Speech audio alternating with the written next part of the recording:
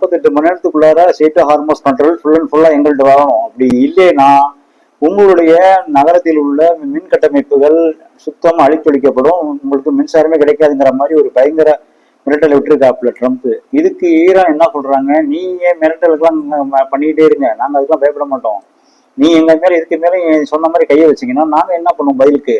பக்கத்தில் இருக்கக்கூடிய Saudi, ரியாத்து, Bahrain, Kuwait இந்த மாதிரி உங்களுக்கு எதிராகவும் உங்களுக்கு இடம் கொடுத்து நட்பா இருக்கக்கூடிய நாடுகளோட அடிமடியில கை வச்சிருவோம். அப்படியே என்ன சொல்ல வராங்கன்னாக்க, அங்க வந்து மக்களோட முக்கியமான குடிநீர் ஆதாரம் எதுன்னு பார்த்தீங்கன்னாக்க, அங்க வந்து கடல் நீரை குடிநீர் ஆக்கக்கூடிய அந்த பிளான்ட் தான் மெயின்.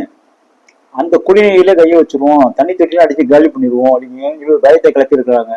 சொன்ன மாதிரி அமெரிக்கா செய்யதே இல்லையோ, ஈரான் நினைச்சாங்கன்னா அந்த வேலையை செஞ்சாங்கன்னாக்கா அவ்வளவுதான். அங்க எல்லாருமே இப்ப பசி பட்டினியை தாண்டி தாக்கத்திலேயே சாட வேண்டியதுதான். அப்படி ஒரு சூழ்நிலையை கொண்டு வந்துருவாங்க. குண்டே கூட தேவையில்லை, குடிக்க தண்ணியில ஒரு மனுஷத்தாலே வாழ முடியும். ட்ரம்ப் அங்க மிரட்ட மிரட்ட அடி அங்க ஒழுகுது. அவங்க இப்ப நேரடியாவே ட்ரம்ப் ஐயா கொஞ்ச நேரம் வாயு சும்மாரியா, நீ மிரட்ட மிரட்ட அவங்க சண்டை போட போட ஏதோ பண்ண அவன் எங்களால போட்டு அடி அடின்னு அடிக்கிறான், எங்களால தாங்க முடியாது அப்படிங்கிற மாதிரி ஒரு நிலைமைக்கு வந்துட்டாங்க.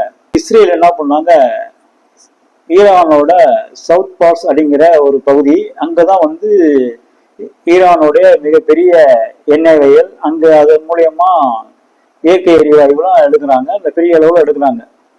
ஃபர்ஸ்ட் பிளேஸ் வேணா பஹ்ரைன் இருக்கலாம், இவங்களும் ஒரு குறிப்பிட்ட அளவு பெரிய அளவுல எடுக்கிறாங்க.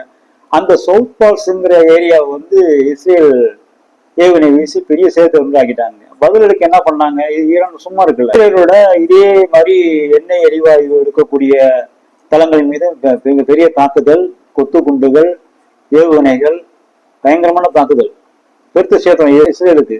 ஆனா செய்திகள் வெளிவரவில்லை.